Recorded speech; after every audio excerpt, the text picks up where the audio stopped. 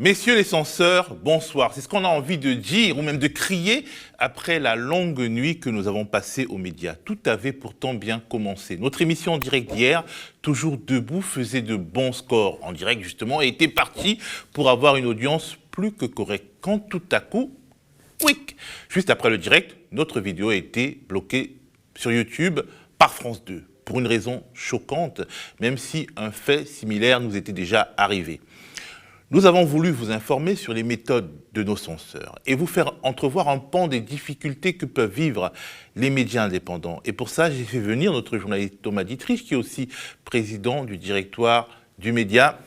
Salut Thomas. Salut Théophile. Alors, nombreux sont nos spectateurs réguliers qui se sont rendus compte que la dernière édition de Toujours debout, notre quotidienne politique et culturelle en direct, a été bloquée pendant plusieurs heures sur notre principale plateforme de diffusion, c'est-à-dire YouTube. Qu'est-ce qui s'est passé ? En fait, je suis venu en première partie de l'émission faire un décryptage de l'interview d'Emmanuel Macron qui s'est déroulée l'avant-veille sur France 2. Donc, il avait été interviewé pendant plus d'une heure par Caroline Roux. Et effectivement, pour illustrer mon propos, on avait pris plusieurs extraits de l'interview. On avait déjà fait un exercice similaire il y a 15 jours, lors de la première interview d'Emmanuel Macron par Caroline Roux. Il parlait de l'Ukraine et de la crise internationale. Donc on avait sorti également des extraits, ça n'avait pas posé problème. Et puis là, la machine YouTube a striké les extraits vidéo, donc les extraits de France 2, en prétendant qu'il y avait une violation des droits d'auteur, alors que c'est la parole présidentielle, une parole, normalement Emmanuel Macron s'adresse à tous les Français, ça devrait être utilisable par n'importe quel média d'ailleurs. Justement, en fait, on ne s'attend pas à ce que cette parole du président soit privatisée, en plus par une chaîne de l'audiovisuel public, donc qui s'accapare un bien public, c'est-à-dire la parole du chef de l'État, et interdit qu'on puisse la citer pour la commenter ou pour la critiquer.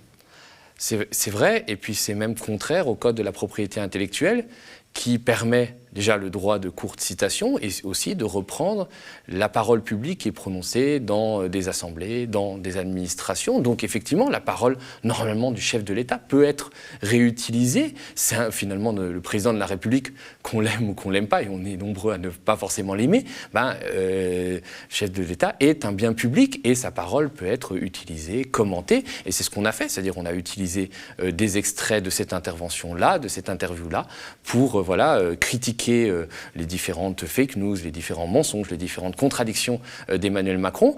Et ça n'a pas beaucoup plu à France 2 qui a décidé de bloquer non seulement le direct de toute l'émission de Toujours debout qu'on a tenue hier soir, mais aussi notre vidéo qu'on avait extraite sur le décryptage de cette interview. Alors, je vais un peu lire pour ceux qui nous regardent, l'article L122.5 donc, du Code de la propriété intellectuelle dans son alinéa 3. Cet alinéa parle de ce qu'on ne peut pas interdire, donc ce qui sort du domaine du droit d'auteur, donc les analyses et courtes citations justifiées par le caractère critique, polémique, pédagogique, scientifique ou d'information de l'œuvre à laquelle elles sont incorporées, les revues de presse, la diffusion même intégrale par voie de presse ou télédiffusion à titre d'information d'actualité, des discours destinés au public prononcés dans les assemblées politiques, administratives, judiciaires ou académiques, ainsi que dans les réunions publiques d'ordre politique et les cérémonies officielles. Donc on voit bien que en réalité, il n'y a aucune sorte de justification de ce type de censure arbitraire, d'autant plus que, en réalité, on observe un deux poids, deux mesures. Ce n'est pas tous les médias qui sont strikés quand ils reprennent la parole d'Emmanuel Macron lors d'une interview donnée à une chaîne de service public. Ah bon, tu as l'Obs, Huffington Post et puis plein d'autres qui ont repris des extraits de l'interview d'Emmanuel Macron. On a les Échos sur YouTube aussi. Les Échos sans aucun problème. Alors peut-être que ce qui dérange, c'est le point de vue critique et polémique qu'on a apporté. Qui est justement inclus dans le code normalement inclus et qui doit permettre, qui relève de la liberté d'expression, mais qui visiblement n'a pas plu à France 2 puisqu'ils ont décidé de nous couper les sifflets. Alors, au fond, au-delà des considérations techniques et pratiques qui nous ont obligés à travailler très tard dans la nuit pour sauver ce qui pouvait l'être donc, de nos deux diffusions, c'est-à-dire premièrement la diffusion en direct, deuxièmement l'extrait, ça nous a obligés à travailler jusqu'à plus de minuit alors qu'on était déjà crevés. ce qui nous est arrivé est grave parce que ça illustre une sorte d'hostilité permanente contre une partie des médias indépendants. On la vit régulièrement, cette hostilité qui semble entrer dans les mœurs, ce qui n'est pas normal. Bah effectivement, on a l'impression que les médias indépendants sont victimes plus ou moins d'une censure. Ce n'est pas une censure visible, c'est-à-dire on n'a pas retiré la vidéo de la plateforme. Non, c'est une censure déguisée. On va vous dire que vous avez violé les droits d'auteur, donc vous allez devoir couper la vidéo ou flouter certaines parties et la remettre en ligne. Donc forcément, vous allez perdre du temps, vous allez perdre de l'audience. Et tout ça est une sorte de petite musique que moi je trouve très dérangeante, qui vise à quand même empêcher toute critique du pouvoir. C'est vrai qu'on est encore dans une démocratie, mais peut-être une démocratie malade, notamment. Une des raisons, c'est la concentration des grands médias aux mains des milliardaires, les Kretinsky, Drahi, Bolloré, mais aussi une des autres raisons qui, moi, à mon sens, n'est pas assez évoquée, c'est aussi la difficulté pour des médias indépendants d'émerger, que ça peut être par le mode de financement ou par les difficultés que nous, médias indépendants, on rencontre au quotidien, et ça peut être de cet ordre, par cette censure déguisée. Alors, ce qui est fou, c'est que quelque part, les plateformes qui sont souvent américaines ne se soumettent pas aux droits français, aux catégories françaises. Par exemple, le média est un média reconnu par la commission paritaire de la presse. On a un numéro de commission paritaire. On est un média, mais par exemple, YouTube ne nous considère comme une sorte de chaîne de divertissement. S'arroge le droit de déterminer quels sont les bons médias ou les mauvais médias. Et dans cet interstice, le service public, qui est censé justement faire respecter lui-même scrupuleusement la loi française et la faire respecter, il s'engouffre là-dedans pour dénier à des confrères des droits qu'il accorde à d'autres. Parce que c'est assez frappant de se rendre compte de cet opportunisme-là. Alors la censure, ça nous arrive régulièrement aux médias et des fois... Il y a peut-être un élément supplémentaire pour compléter ce que tu dis, c'est qu'il y a une intrication et peut-être des liaisons dangereuses entre l'État français et les GAFAM, et notamment Google, qui a absorbé YouTube. On avait sorti une enquête au mois de juillet dernier de Maëlys Skider et de Timothée de Roglot, chez nous aux médias, qui montrait les liens entre les GAFAM et l'État français et comment des anciens hauts fonctionnaires qui avaient servi pendant des années dans l'administration publique finissaient par devenir lobbyistes chez YouTube ou Amazon. Donc ça peut aussi expliquer, puisque ce qui s'est passé hier, ce n'est pas un robot qui l'a fait, c'est une manipulation humaine. Donc peut-être cette censure-là que vivent régulièrement les médias indépendants, on parle de violations de droits d'auteur qui ne sont pas justifiées, de shadow banning, ça peut aussi s'expliquer par le fait qu'il y a des anciens hauts fonctionnaires ou des proches de la Macronie qui, une fois qu'ils ne sont plus dans l'administration publique, rejoignent ces GAFAM-là, et notamment YouTube. Et peut-être qu'il y aurait aussi une volonté politique de faire taire certaines voix divergentes et certaines analyses divergentes sur, par exemple, Emmanuel Macron. Alors, on peut aussi évoquer une sociabilité assez spéciale qui fait que à la tête des filiales françaises de ces GAFAM, il n'y a pas forcément des gens qui partagent les opinions politiques, disons, hostiles au chef de l'État, pour dire qu'en réalité, il y a beaucoup de gens qui sont adeptes de cette idéologie, si on peut dire, de la Startup Nation, et qui, donc, quelque part, se retrouvent dans le même type de position que Emmanuel Macron et ses amis. Alors, la censure, ça nous arrive régulièrement aux médias, et des fois de manière discrète pour les spectateurs, évidente pour nous, parce qu'on regarde notre interface de gestion, et on peut voir des choses que ces spectateurs ne voient pas. Et finalement choquante quand on y pense. On pense notamment à une de tes vidéos sur un massacre perpétré par la junte militaire tchadienne, très proche alliée de Paris. La vidéo mettait en lumière le soutien de l'Élysée à un régime criminel, celui des Déby, et elle est montée, et paf, elle a stagné, et on sait pourquoi.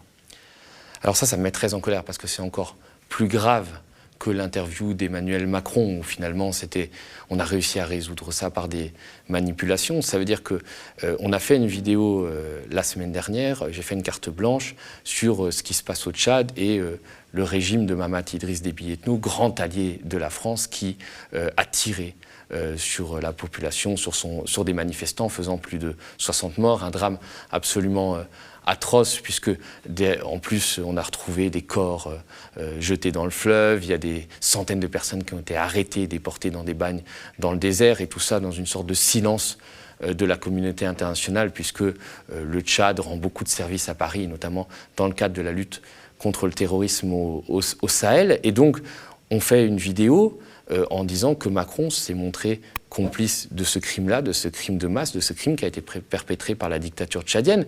Et cette vidéo, ce ne sont pas des accusations en l'air, c'est quelque chose qui est sourcé, puisque déjà Emmanuel Macron a permis le coup d'État qui, en 2021, a fait en sorte que le fils Déby succède à son père en violation de la constitution tchadienne. Il a permis, il a accompagné, il a sanctifié, si on peut dire. 3-4 jours après le coup d'État, il s'est même rendu à N'Djamena pour assister aux obsèques du père Déby et donner sa bénédiction, entre guillemets, au fils Déby. Donc il a permis ces crimes-là. Et j'ai notamment parlé dans cette vidéo des nombreuses enquêtes que je mène sur ce Tchad-là, ce Tchad qui souvent fait disparaître des opposants avec la complicité de la France, ou des entreprises françaises, par exemple, permettent à la dictature tchadienne de réprimer les manifestations via des cartes qui leur sont fournies. Et ce qui se passe, c'est que cette vidéo marche plutôt bien, est très likée, elle fait 180 000 vues en 24 heures, et tout d'un coup, c'était pendant le week-end, je vois qu'elle ne monte plus du tout, qu'il n'y a plus du tout d'audience, qu'il y a une centaine de spectateurs par heure, ce qui est complètement... chute libre. Une chute libre, voilà, ce qui est complètement étrange pour une vidéo qui montait aussi vite, et en fait, on ne la retrouve plus dans le moteur de recherche de YouTube.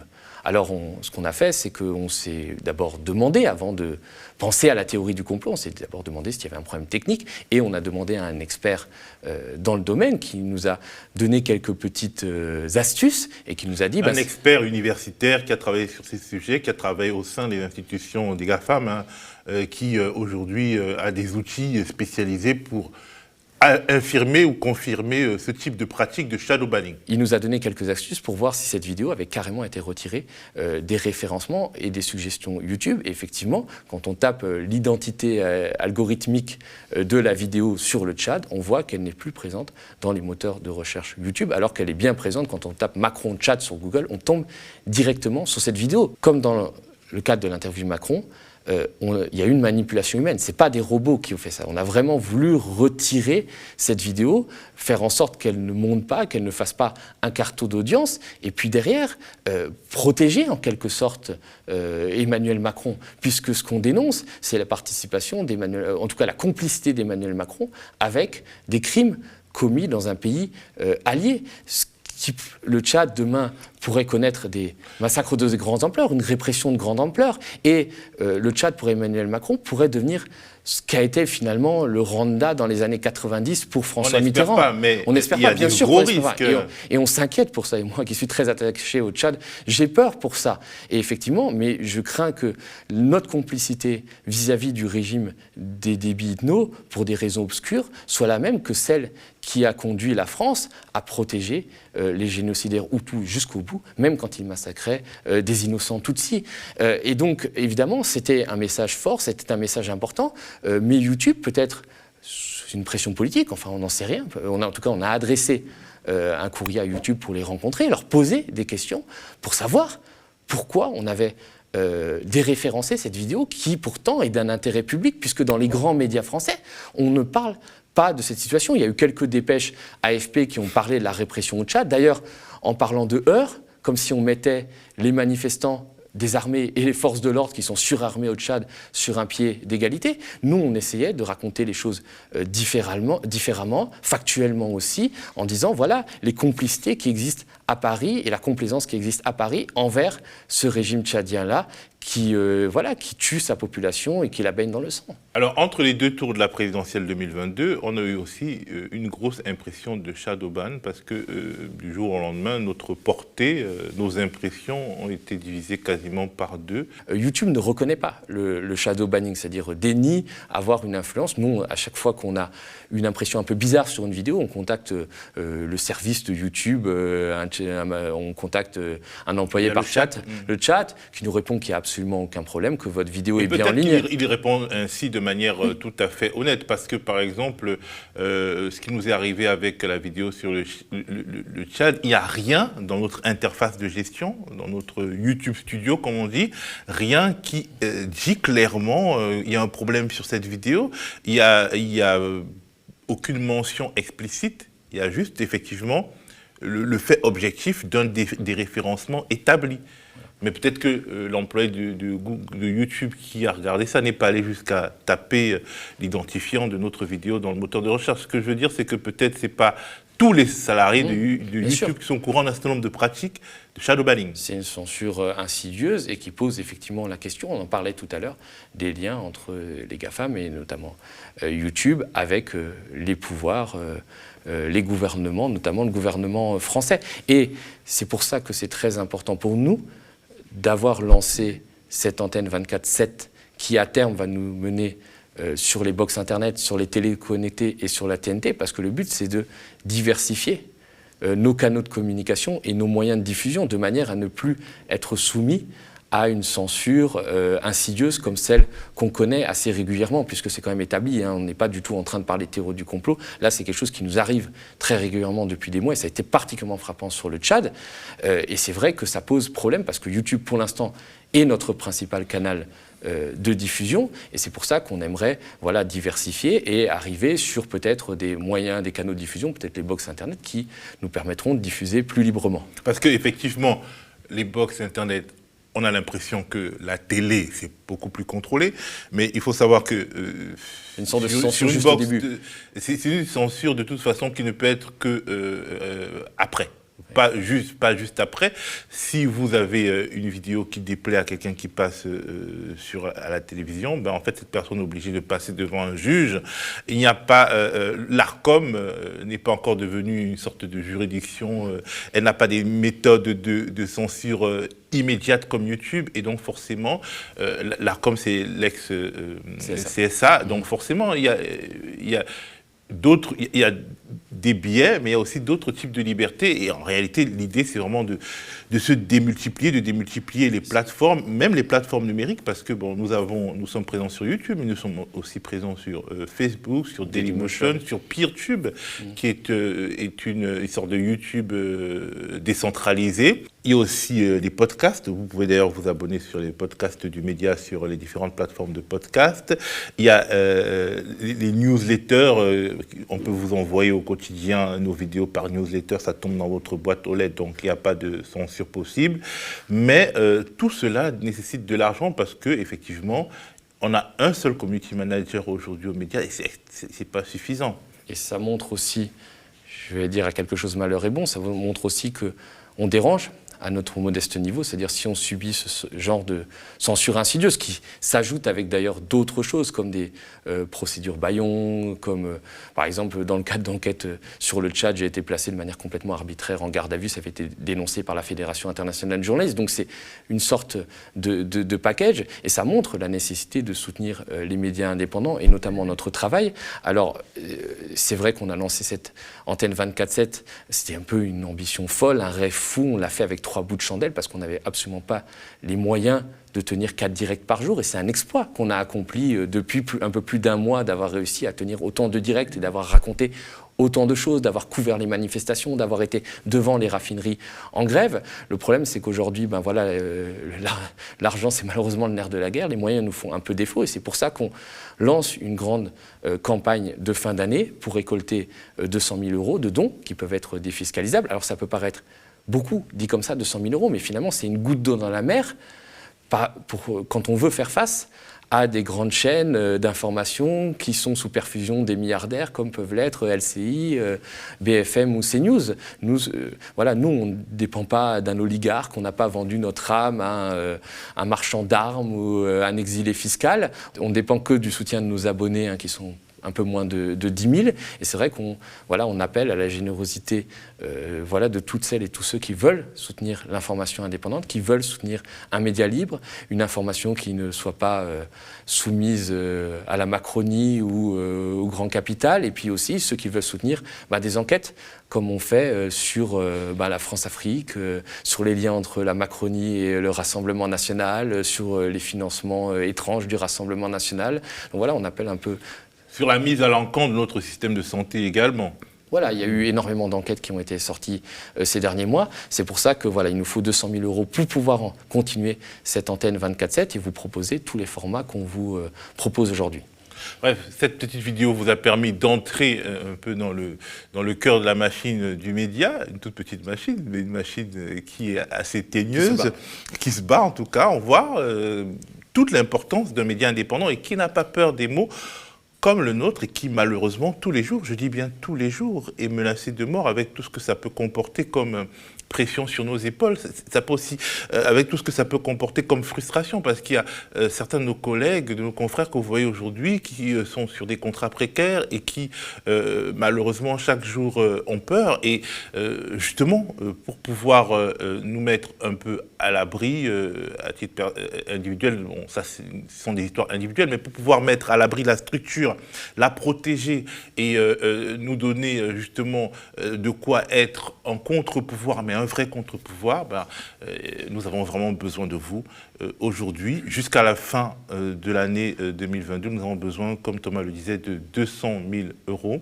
200 000 €, sachant qu'on a plus de 800 000 abonnés sur YouTube. Donc il suffirait que, disons, un quart de ces abonnés YouTube nous donnent 1 € pour qu'on puisse arriver à ces 200 000 €. Bien entendu, ça n'arrivera pas. Donc, on compte sur les forces de ceux qui ont les moyens de donner et qui ont aussi la conscience ferme de la nécessité de ne pas se laisser embringuer par une sorte de monopole de l'information qui serait aux mains d'une minorité qui s'accapare tout et qui détruit aussi aujourd'hui le climat. Merci à vous.